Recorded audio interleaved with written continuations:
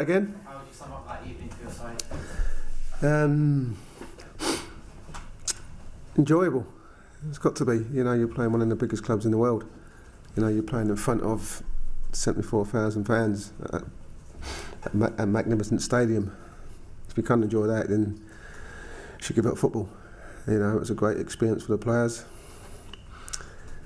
It was one of those really. It was kind of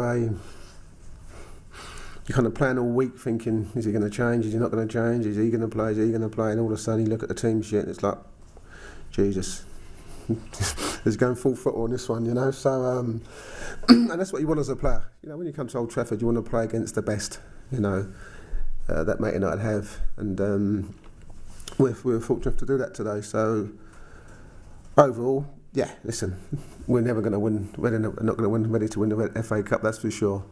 But I thought, as far as a team, to hold them to 0-0 at half time, and actually should have scored, before then to go 1-0 up, gave us a lot of confidence. So, yeah, we've got to take pride in that. We've got to take positivity in that, and use that confidence to go into the games in the Championship, which is obviously more important than what we have tonight.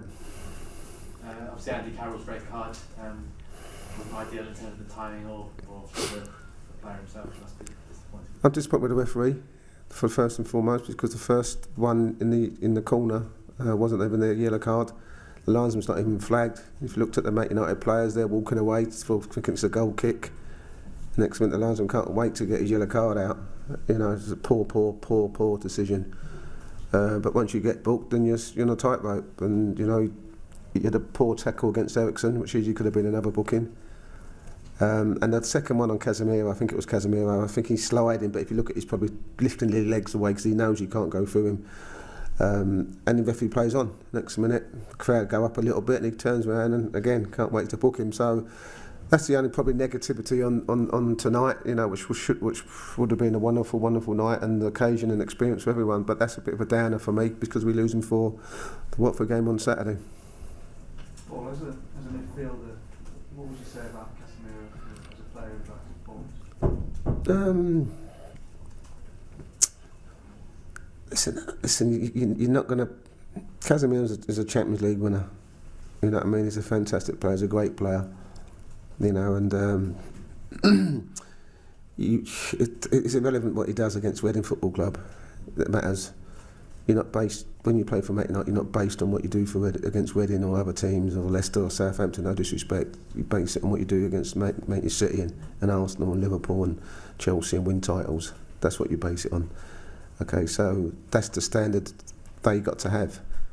That's what we had, you know what I mean? The likes of Keane and Robson and people like that.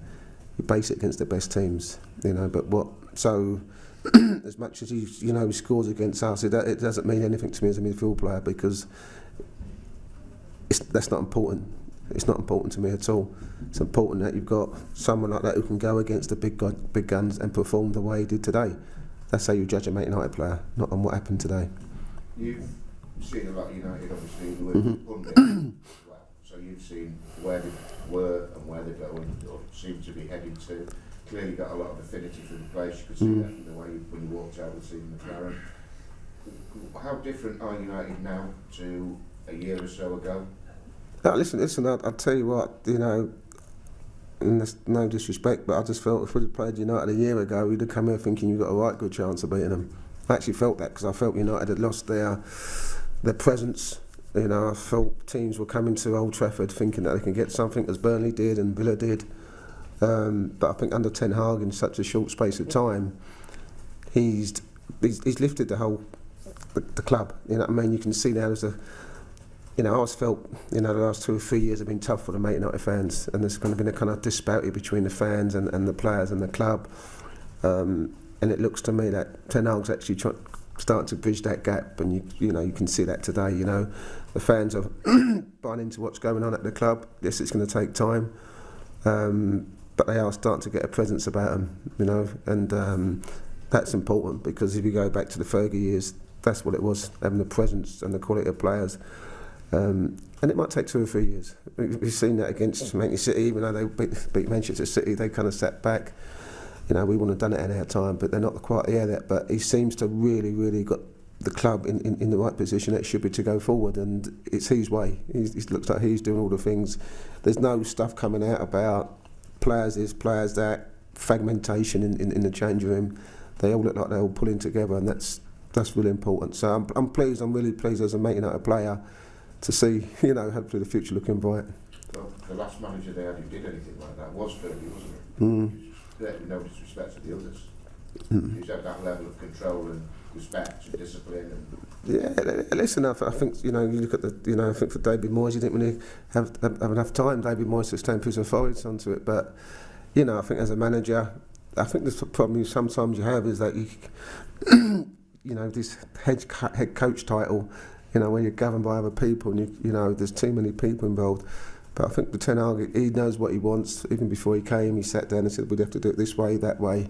And everyone's buying on board, and you have to buy on board with these type of things. So, yeah, listen, there's a long way to go, and I'm sure that there's a lot more money to be spent. But I'm definitely pleased to see where United are going at this moment of time. Did you say that to him at the end? You seem to say No, not that long, bloody. I was only talking for 10 seconds.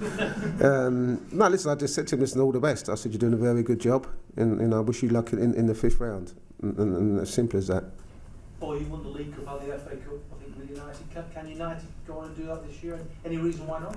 No, listen, I mean, you'd like to fit in the final already after beating Forest 3-0. And listen, United have to be winning trophies. It's 6 years since they've not won a trophy. That's not good for a United team anyway. So they have to win something.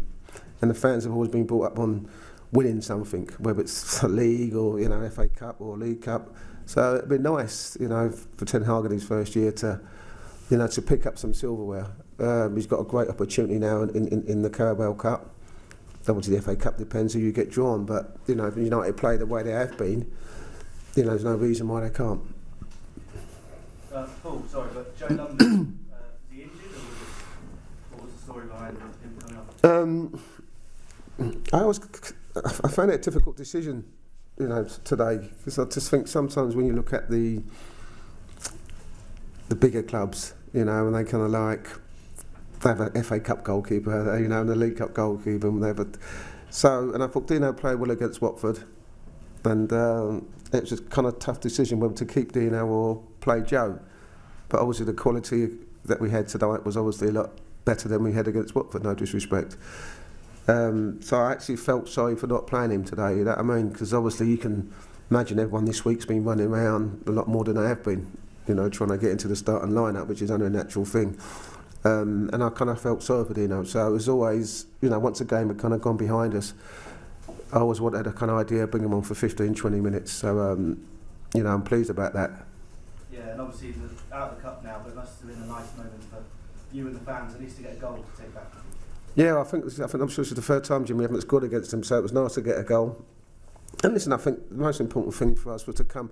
We know the Reading fans have, come up here on a Saturday night at 8 o'clock, and they've got to get back home, so it was important that we didn't come here and embarrass ourselves, embarrass the fans, and, there was no expectation from us, but at least the fans, managed to get a song that we've scored a goal, which is always nice. It's always nice, and but listen, we have to take all that now on board, the fans, the togetherness, the unity, the positivity of tonight, and take it into the next 18 games of the Championship, because ultimately our priority is not to win the FA Cup, it's to stay in this league, and if we keep performing like that, we'd be okay. Okay, thank you very much. Cheers, guys.